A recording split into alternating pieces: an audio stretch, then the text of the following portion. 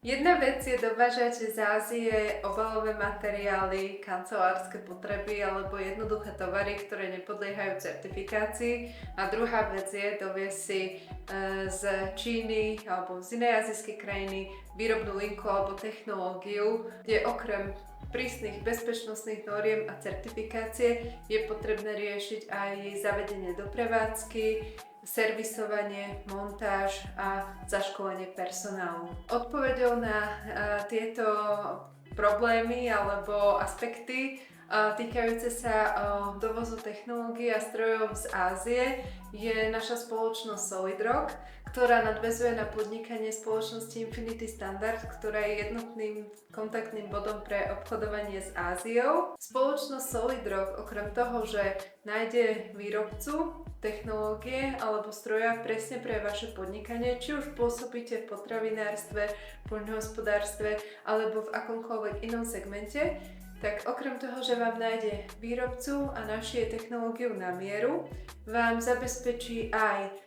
zavedenie do prevádzky,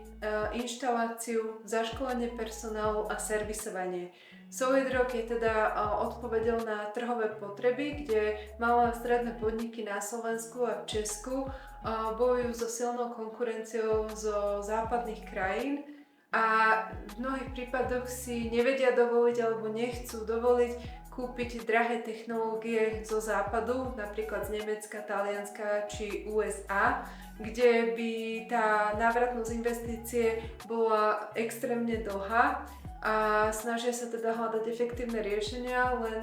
doteraz sa firmy báli najmä toho, že nebudú vedieť technológiu uviesť do prevádzky, nájsť takú, ktorá im vyhovuje a samozrejme jazyková bariéra a rozličné kultúrne aj technické normy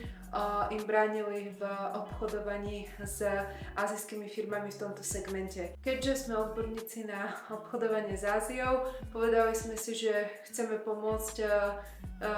našim podnikateľom, slovenským a českým, aby sa efektívne zásobovali nielen tovarom, ale aj strojmi a technológiami, aby vedeli byť konkurencieschopní aj voči západným firmám. Čiže vyrábať efektívnejšie, nakupovať stroje efektívnejšie a lacnejšie a mať kvalitné stroje a nebyť závislí na repasovaných technológiách zo západu, ktoré nikto nevie, ako dlho vydržia.